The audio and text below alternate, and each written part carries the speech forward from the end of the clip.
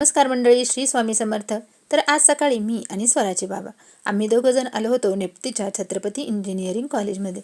कारण इथं माझ्या भाचीला इंजिनिअरिंगला ॲडमिशन घ्यायचं होतं. त्या संदर्भातच आम्ही इथं कॅम्पस पाहण्यासाठी आलो होतो. इथं आल्यानंतर पाहिलं तर कॅम्पस खरंच खूप सुंदर आहे आणि विशेष म्हणजे इथं कॅम्पस इंटरव्ह्यू पण होता, त्याद्वारे पण विद्यार्थ्यांचं सिलेक्शन होतं.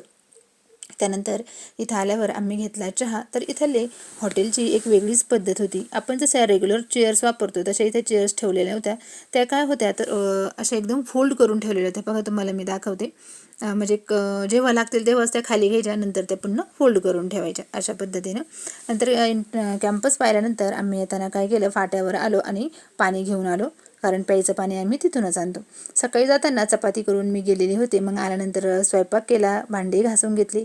आज मस्त मी आणि लेकीनी अंगणात बाहेर भांडे घासायला घेतलेली होती. मग ती घासून देत होती आणि मी धुवून काढत होते. तर दुपारच्या जेवणामध्ये होती ज्वारीची भाकरी, भेंडी, डाळ भात आणि इथं लेकीनं सोललेले डाळिंबाचे दाणे. जेवण आवरल्यानंतर दळण करायला घेतलं. आठवड्याचं दळण मी एकाच दिवशी करून घेत असते. मग इथं मी ज्वारीचं आणि गव्हाचं दोन्ही दळण करून घेतले. आठवड्याचं दळण करून ठेवलं की मग पुन्हा टेन्शन राहत नाही. आता त्यानंतर मी काय केलं, घराचं पण डीप क्लिनिंग करून घेतलं होतं. आज किचन वटा, शेगडी, त्यानंतर डब्बे वगैरे सगळं काही व्यवस्थित पुसून घेतलं. आठवड्यातून एकदा अशी साफसफाई केली की मन प्रसन्न राहतं आणि घर पण. तर पुन्हा भेटू अशाच एका नवीन व्हिडिओसोबत. तोपर्यंत श्री स्वामी समर्थ. बाय.